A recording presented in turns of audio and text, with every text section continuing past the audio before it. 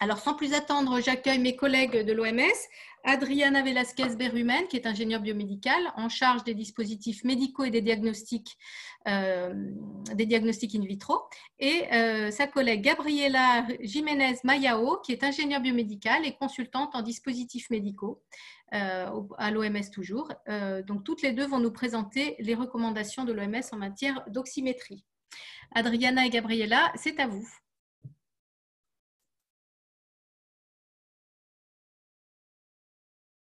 Merci beaucoup, Cathy. Merci à toutes les ONG, merci à FNBI, à Médecins sans vacances, à Humatem, à tous qui nous invitent à participer toujours ensemble. Alors, je m'appelle Adriana Velasquez et je vais faire une intervention avec ma collègue Gabriela, comme Cathy a dit. Alors, je le donne le mot à Gabriela. Elle va commencer et après, je finis sa présentation. Alors, Gabriela, elle est consultante à la OMS, qui nous aide, ingénieure biomédicale, qui nous aide à la qualité d'assurance de qualité des dispositifs médicaux à la OMS. Gabi? Oui, bonjour. Merci beaucoup, Adriana. Ton écran? Oui, je vais partager mon écran. Un moment. Tu veux que je le partage? Oui, c'est peut-être mieux parce que j'ai pas, je sais pas, j'ai pas l'accès maintenant. Si, Adriana, si possible, si tu peux partager, ça sera génial. Ok. Ah oui, parfait. Si vous pouvez le voir? Oui, très bien, merci. Oui, bonjour tout le monde. Merci pour la parole. Merci, Adriana. Et oui, j'espère que cette présentation va être intéressante pour vous.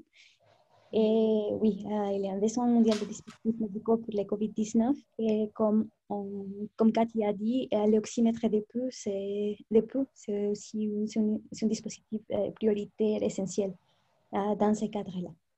On peut commencer. Et les oxymètres de pouls sont indispensables, comme déjà dit. Il y a, et surtout lorsque l'oxygène est administré au patient et à un patient. Et c'est important, cet équipement. La prochaine slide, c'est l'information des références.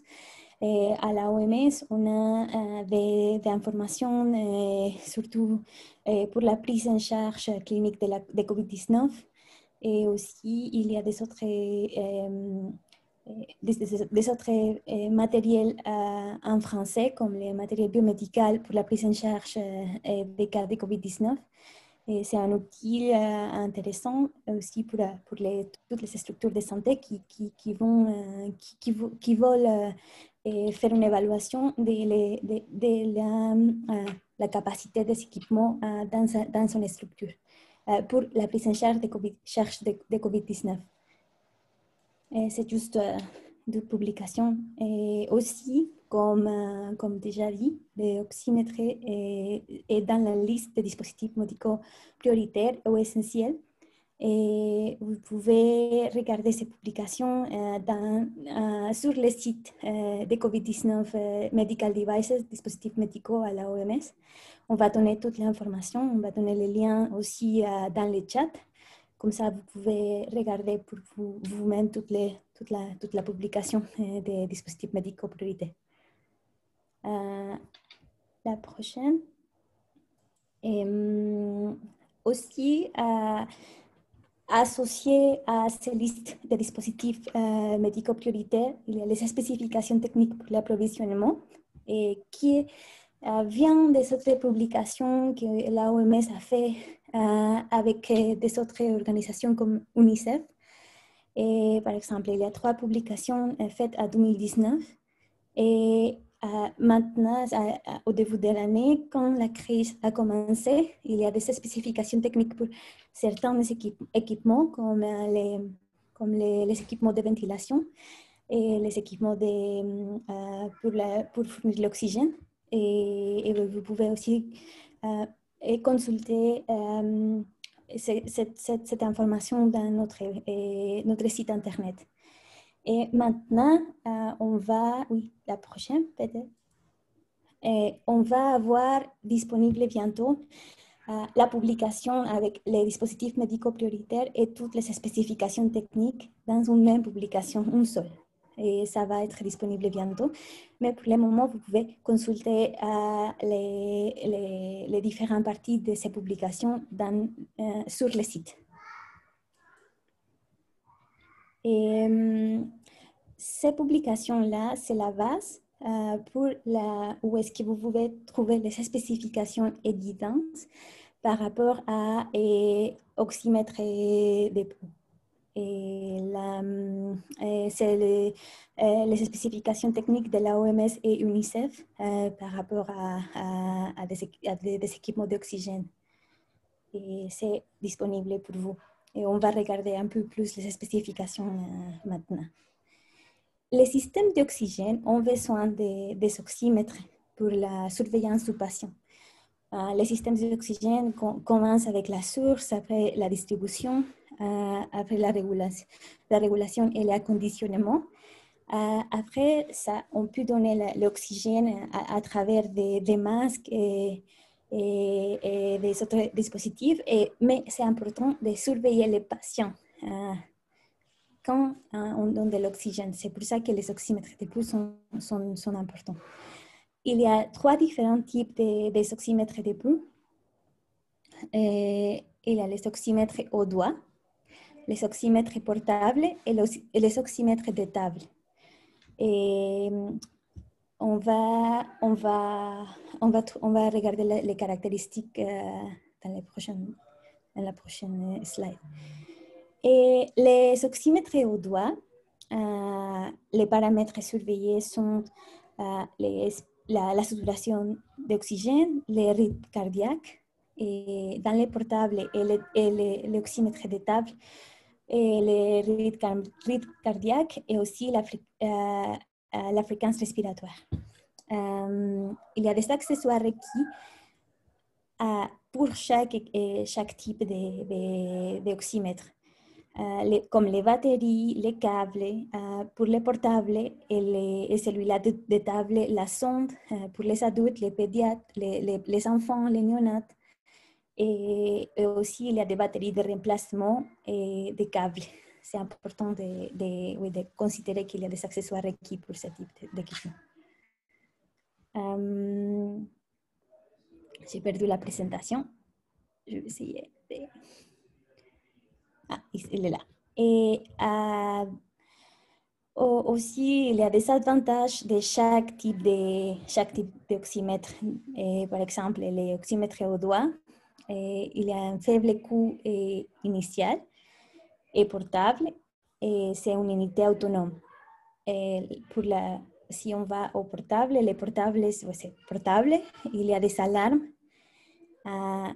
plus de mémoire, grande mémoire, et la capacité opérationnelle supérieure à 12 heures. Ça, c'est une spécification, ça fait partie des spécifications techniques développées. Et aussi au moins de 4 heures pour la recherche, et quelques-unes ont des ports Wi-Fi ou Wi-Fi. Et c'est plus ou moins la même chose pour celui-là de table. Et oui, normalement, c'est plus précis en général et peut être monté sur un support. Excusez-moi, je vais vérifier si vous pouvez voir la présentation bien ou si vous voyez les petites slides. Adriana, on voit effectivement 2 slides, mais on ne voulait pas trop perturber. Donc, soit tu as la solution technique, et sinon, oui, c'est pas grave. Mais je ne voyageais pas, alors c'est bon que vous me dites. C'est mieux comme ça. Voilà, super. Merci beaucoup. Ok, non, je ne le savais pas. Merci beaucoup. Désolée. Ok. Pas de problème.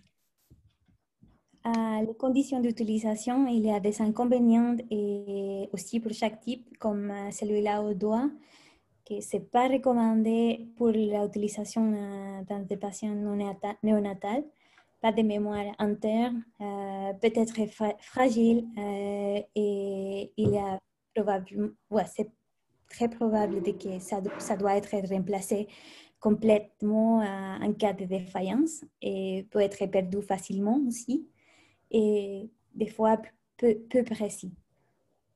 Et les portables, les inconvénients des portables, c'est que cher et approvisionnement compliqué, particulièrement pour les postes avancés. Si l'utilisation des sondes, c'est pour la sonde, si l'utilisation de la sonde c'est à usage unique, et aussi la sonde réutilisable peut être fragile. Pour celui-là de table, le coût initial est élevé. C'est pas facile à transporter, c'est cher et approvisionnement compliqué. C'est les mêmes deux caractéristiques déjà mentionnées pour celui-là portable. Et l'alimentation doit se piles. Pour les portables, normalement, c'est des batteries. Ça peut être des batteries à usage unique ou aussi des batteries rechargeables, que ça c'est conseillé, ou les secteurs. Et celui-là de table, c'est la batterie au secteur. Pour les types de sondes, on a différents types de sondes.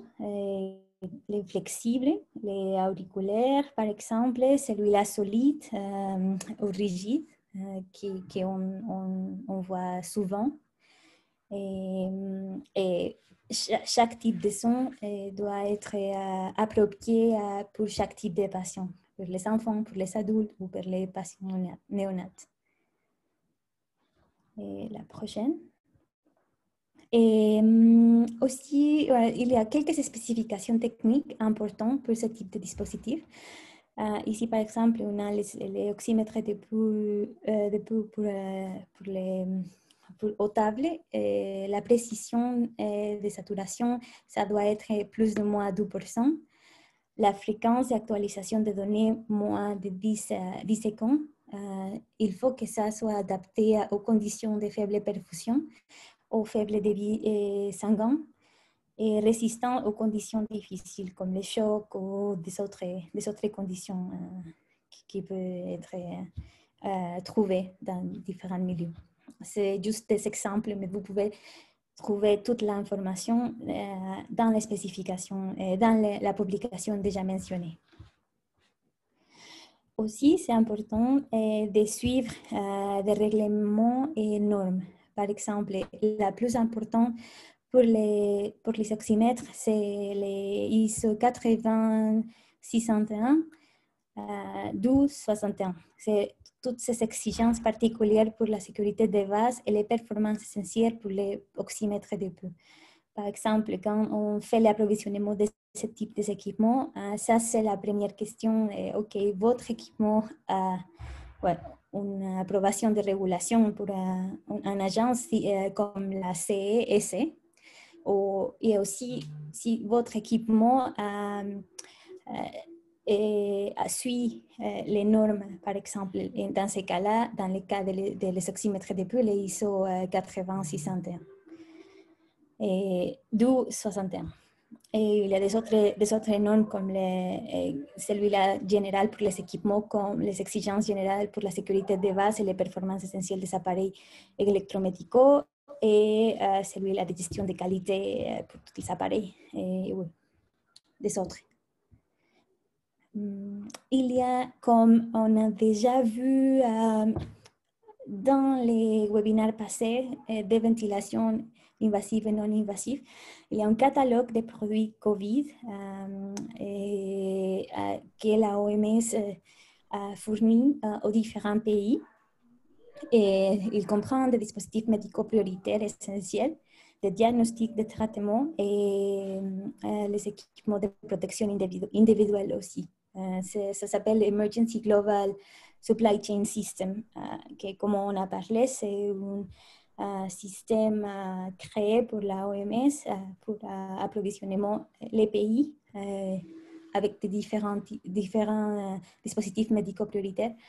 Et aussi on a des autres organisations amies dans ces cadres-là. Et vous pouvez trouver toute l'information sur ce site internet et oui, je pense Adriana, elle va suivre et compléter. Ok, merci beaucoup Gaby. Je continue ici. Alors, de cette que Gabi a dit, le catalogue de produits, alors le pays peut demander chaque type de produit spécifiquement. Alors, il peut les acheter. Normalement, c'est avec de l'argent du banque qui donne au pays et alors le pays peut faire la demande. Alors, la OMS fait l'évaluation des qualités des produits et alors ils sont envoyés au pays. Toute l'information que nous avons, c'est dans le site internet COVID Medical Devices. Le lien est là. Mais je suis désolée, c'est premièrement en anglais, mais on va faire des traductions en français, je pense, dans 6 mois ou 2. Mais on peut avoir ici toute l'information. C'est bon de visiter ce lien en suivant parce qu'on change toujours, il y a quelques deux semaines, on change l'information.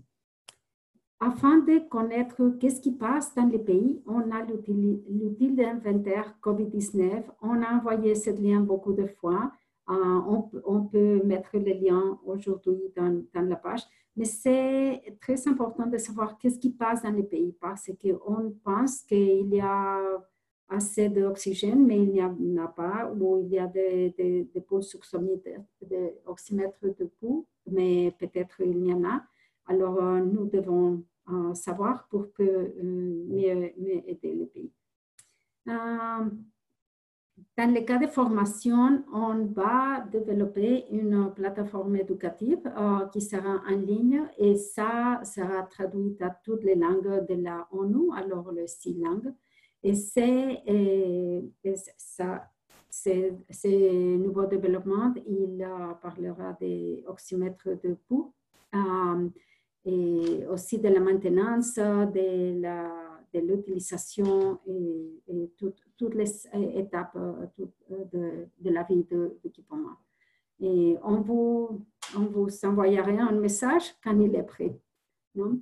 Et alors, comme on a dit dans les premiers séminaires, tous les dispositifs médicaux sont utilisés pour diagnostiquer, pour traiter les patients et protéger le personnel de santé. Alors, dans ce cadre-là, vous pouvez voir que c'est indispensable tous les dispositifs médicaux. Alors, on espère qu'on travaille tous ensemble pour avoir de mieux équipements, non? Comme on a dit.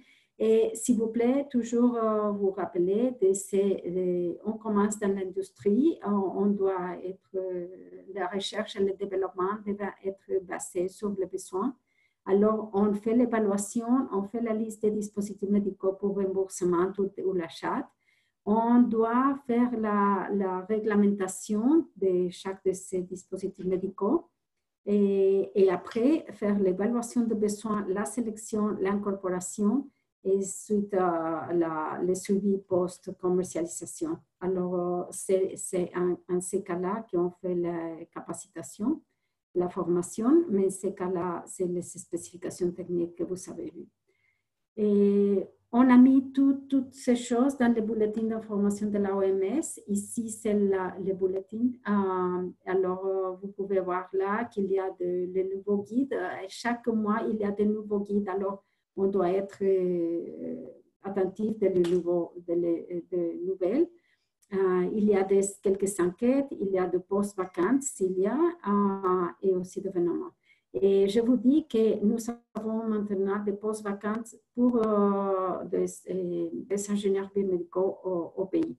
Et comme toujours, je le dis, n'oubliez pas qu'un patient est à la fin de toutes nos activités et il mérite notre connaissance technique, notre passion, notre honnêteté et engagement et ensemble pour être sûr que la qualité des dispositifs médicaux sera adaptable, abordable, disponible, accessible et acceptable.